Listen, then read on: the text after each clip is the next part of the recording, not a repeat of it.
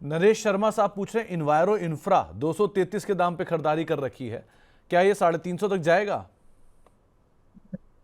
नीचे में support zone इसकी 246 से लेके 230 है, जो मोस्ट लाइकली प्रोटेक्ट होती हुई दिख रही है, क्योंकि इस पूरे डाउन मूव में एकदम ड्राइड अप वॉल्यूम है। तो जिस भी दिन ये स्टॉक 275 280 के ऊपर ब्रेकआउट लेगा, 320 तक तो आराम से आ जाएगा।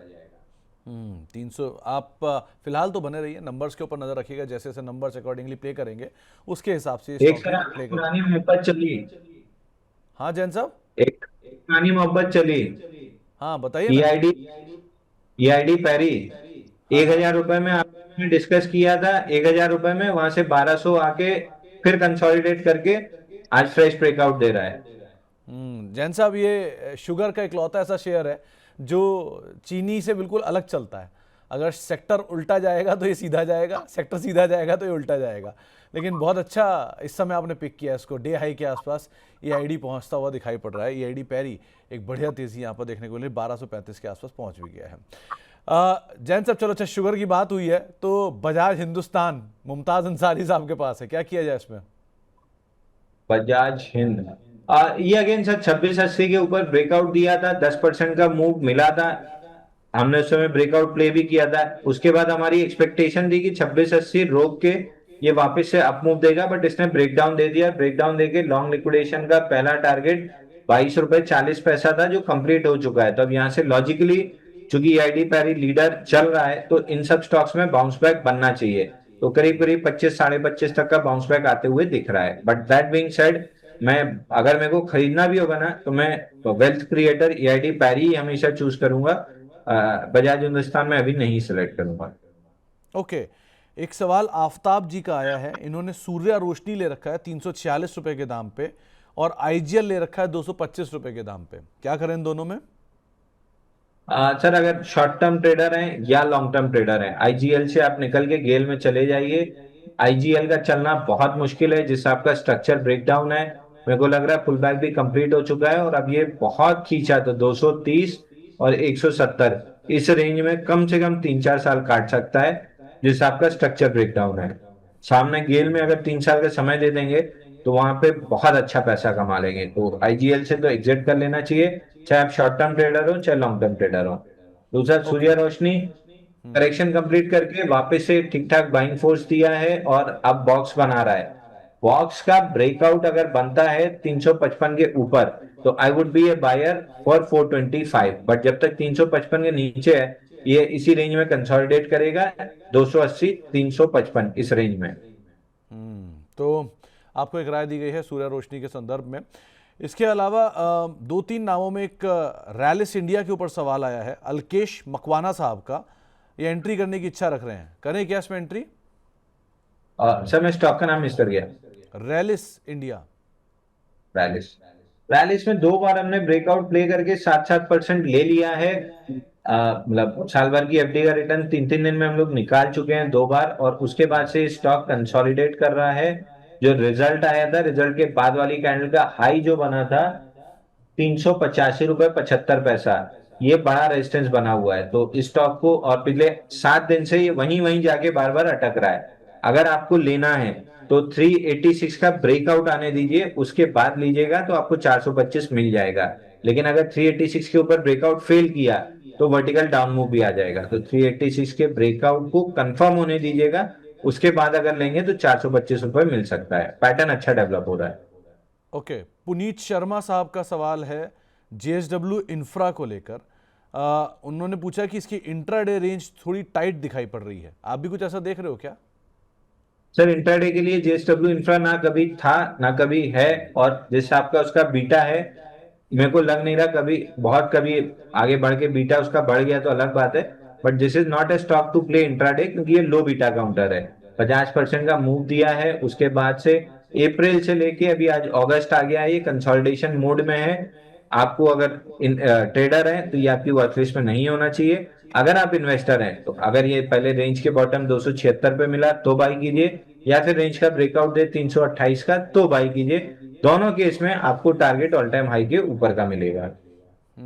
तो इंट्राडे स्टॉक नहीं है, सो उस हिसाब से मत सोचिएगा इसे। प्रदीप दिदवानिया साहब पूछ रहे कि तत्व चिंतन और दीपक फर्टिलाइजर में से कोई एक बेहतर?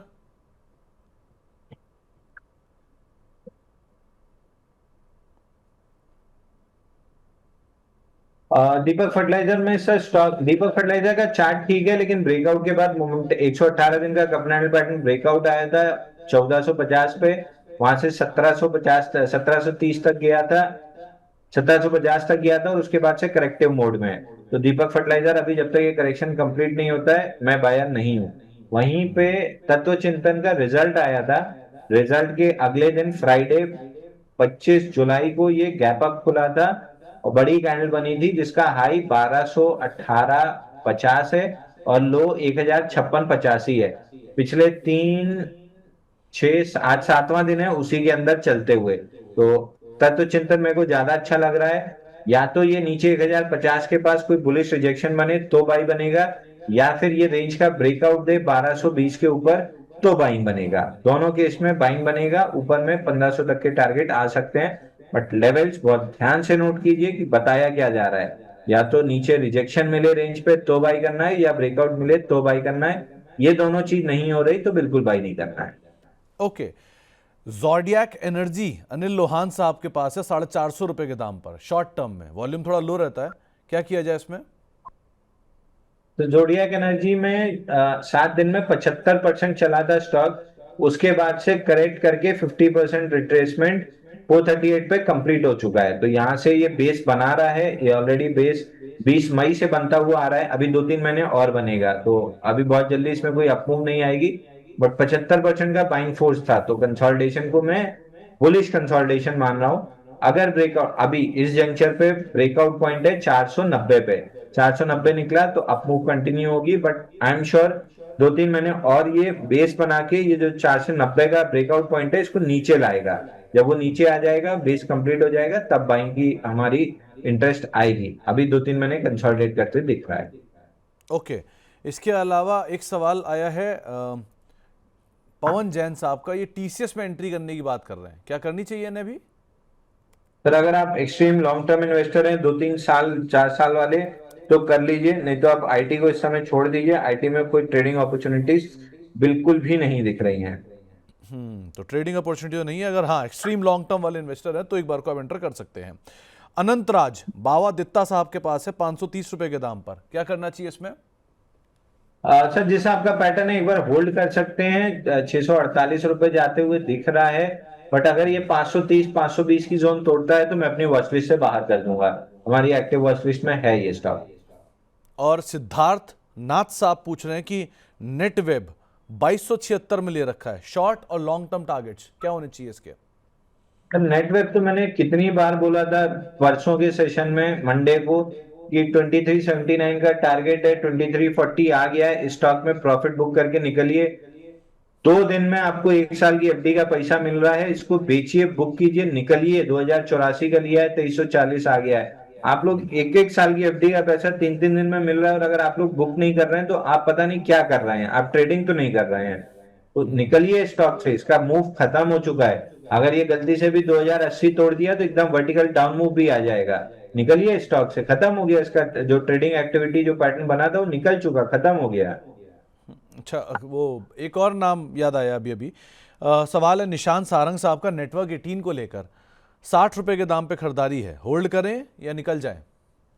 नेटवर्क 18 जब तक 54 रुपीज के ऊपर सस्टेन कर रहा है, आपको आराम से नेटवर्क 18 होल्ड करना है। स्लो एंड स्टडी, ये पहले 65 रुपए जाएगा, 65 निकलता है तो फिर बड़े मूव आएंगे।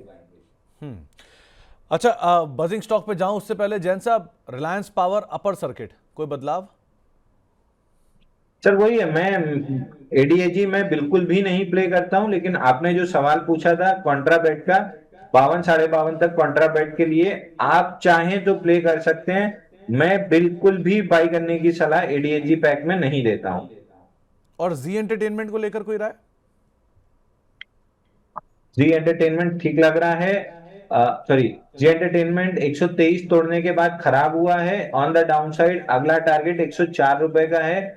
मैं जी एंटरटेनमेंट में बायर रहूंगा क्योंकि मेरे को स्ट्रक्चरली चार्ट अच्छा लग रहा है। बट बाइंग में तब करना स्टार्ट करूंगा जब 123.70 का जो रेजिस्टेंस था, मतलब सपोर्ट था, जो अब रेजिस्टेंस के तौर पे काम करेगा, इसके ऊपर जब निकलेगा तब मैं जी में बायर रहूंगा। ओके, गौरव महेश्वरी साहब का सवाल है, पहले तो आपके प्रशंसक हैं, आलोक इंडस्ट्रीज को लेकर 21 की एवरेज है, अब 24 साढ़े 24 कब तक आ सकता है? 21.5 के ऊपर क्लोजिंग उस दिन किया था, जिस दिन हम डिस्कस भी कर रहे थे थर्सडे को। 1134% वॉल्यूम राइज था, बट उसके बाद वापस नीचे आ गया। तो जब तक आलोक इंडस्ट्री अब दोबारा 21-28 नहीं निकलता है, तब तक अप मूव नहीं रहेगी। हालांकि डाउन मूव अब ऐसा लग रहा है कि ऑलमोस्ट कंप्लीटेड है। बहुत खींचा तो एक गैप छूटा हुआ है 17 रुपए के आसपास, उसको फिल करने आ सकता है, बट अगेन वो भी एक बाइंग जोन ही होगी। ओके, मोहित जी का एक सवाल आया है आयरेडा को लेकर। इन्होंने जी एंटरटेनमेंट भी ले रखा है, उसमें 25% लॉस है और आयरेडा में 25% लॉस है। ये पूछ रहे हैं क्या इन दोनों में ही बने रहें या इनमें से निकलकर पिरामल फार्मा वहां पर स्विच कर जाएं? दूसरा स्टॉक कौन सा था सर? आयरेडा एडा के और जी एंटरटेनमेंट। जी में मेरे ख्याल से बने रहना चाहिए सर। जी अभी 104 टेस्ट करने के बाद वापस से एक बार रिवर्स करेगा। इवेंचुअली इसको 123-70 निकालना है और 180-85 जाना है। अगर आप थोड़ा सा लंबा एक आध साल का समय दे सकते हैं तो डिप्स पे थोड़ा सा जी ऐड कर सकते हैं, दिक्कत नहीं है। मैं ट्रेडर हूं, इसलिए मैं 123-70 के ऊपर ही बाई करूंगा। आप अगर इन्वेस्टर हैं तो 104 रुपए के आसपास जब जो मेजर सपोर्ट है वहां पे आप एक्यूमुलेट कर सकते हैं। एडा आप चाहें तो निकल सकते हैं, क्योंकि ये पहले 140 आएगा, यहाँ पे बड़ा बेस बनेगा, उसके बाद ये कहीं 196-234 जाएगा। जो जेंसॉल वाला लफड़ा हुआ है वो इवेंचुअली स्टॉक नहीं झेल पाया, वापस से मैनेजमेंट पे क्वेश्चंस उठने लगे हैं, तो इससे एक बार निकल सकते हैं। जहां तक पीपीएल फार्मा में जाने की बात है, आप पीपीएल फार्मा में जा सकते हैं, आप जेएसडब्ल्यू इंफ्रा में जा सकते हैं, दोनों स्टॉक ठीक है। मेरे को अगर सेलेक्ट करना होता मैं भी जेएसडब्ल्यू इंफ्रा सेलेक्ट करता।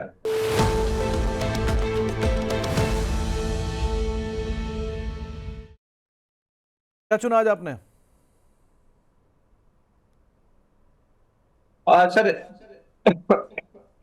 एग्जैक्टली मतलब ये तो नहीं कहूंगा कि ट्रेडिंग पिक, क्योंकि मार्केट अभी थोड़ा सा वीक लग रहा है। So exactly I would not से कि ये ट्रेडिंग पिक है, बट एक शेयर है TFCIL limited, tourism finance corporation limited, FII का इसका ठीक ठाक हिस्सा है और एक पूरा बॉक्स बना हुआ है। अगर ये स्टॉक 293-294 के ऊपर ब्रेकआउट देता है तो मैं फिर एक बायर रहूंगा इस स्टॉक में, तो अपनी वॉच लिस्ट में रखिए। इमीडिएट बाई चाहे प्रीएम्प्टिव बाई कर सकते हैं, क्योंकि आज ओपन लो तो नहीं, लेकिन 3 दिन के लो को स्वीप करके चला है और अच्छी बाइंग आई है। तो मेरी एक्सपेक्टेशन है कि 293-294 का ब्रेकआउट ले लेगा। अगर ब्रेकआउट ले लेता है तो फिर स्टॉक में 320-325 तक की अपसाइड रैली बन सकती है। हमारे कुछ क्लाइंट्स इसमें लॉन्ग हो सकते हैं, क्योंकि हमारे इंटरेस्ट में FII की ठीक ठाक होल्डिंग है, रिजल्ट भी इसके ठीक ठाक आए हैं, तो हमारी होल्डिंग में ये स्टॉक है, मतलब वॉच लिस्ट में और क्लाइंट्स के पास हो सकता है। बट 294 इज द लेवल जिसके ऊपर बड़ा मोमेंटम बनेगा 320-330 तक का। तो इस चीज को ध्यान में रखते हुए आप इस स्टॉक को अपनी वॉच लिस्ट में रख सकते हैं। चलिए, बहुत बहुत शुक्रिया जैन साहब हमारे साथ जुड़ने के लिए और कार्यक्रम का हिस्सा बनने के लिए, सभी शेयरों पर, बाजार पर अपनी राय रणनीति हमसे शेयर करने के लिए। कोई डिस्क्लेमर जाने से पहले? और सर टाटा टेक और अदानी ग्रीन मेरे पर्सनल पोर्टफोलियो में है। बाकी जैसे TFCIL या बाकी स्टॉक्स हमने डिस्कस किए हैं, किसी ना किसी क्लाइंट के पोर्टफोलियो में जरूर होंगे, क्योंकि mid cap, small cap, micro cap में हम रेगुलर डिलीवरी कॉल देते रहते हैं। तो मेरे पर्सनल पोर्टफोलियो में सिर्फ ये 2 स्टॉक हैं।